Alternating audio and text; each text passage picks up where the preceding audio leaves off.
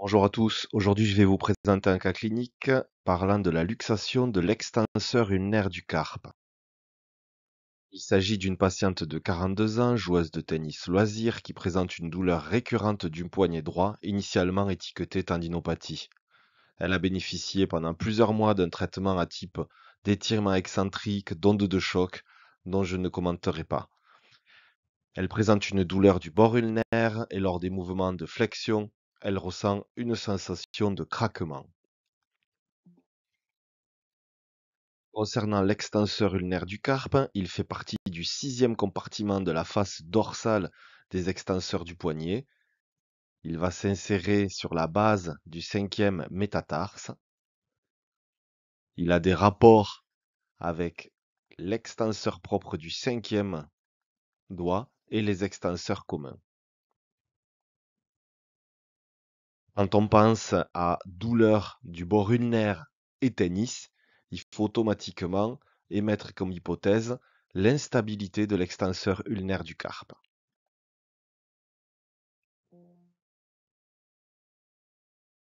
Cette extenseur ulnaire du carpe est maintenue dans la gouttière ulnaire par une coulisse ostéofibreuse qui est indépendante du rétinaculum des extenseurs. Voici donc les éléments que l'on va chercher en échographie.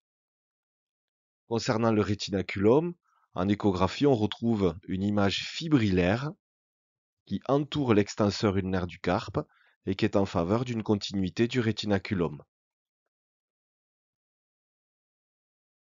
On effectue un comparatif, on retrouve un rétinaculum qui est plus fin que sur le côté controlatéral où on a une image relativement épaisse, hypoéchogène. Donc à droite, côté atteint, on a un rétinaculum qui est aminci mais qui est continu. Maintenant, on va effectuer une vidéo dynamique en effectuant des mouvements de flexion-inclinaison ulnaire sur le côté atteint. On retrouve la gouttière osseuse ulnaire, l'extenseur ulnaire du carpe, l'extenseur propre du cinquième doigt qui se situe sur l'articulation radio-ulnaire distale. Voici le tendon de l'extenseur ulnaire. On effectue une flexion inclinaison ulnaire et on retrouve une luxation du tendon qui passe en avant de l'ulna. Hop, et on remet le tendon dans sa position initiale lors du mouvement d'extension. On fait donc le diagnostic de luxation de l'extenseur ulnaire du carpe.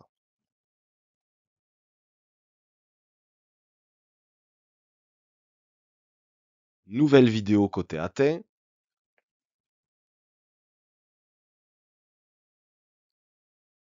Avec de nouveau cette luxation du tendon, mais la visualisation du rétinaculum en superficie qui est continue.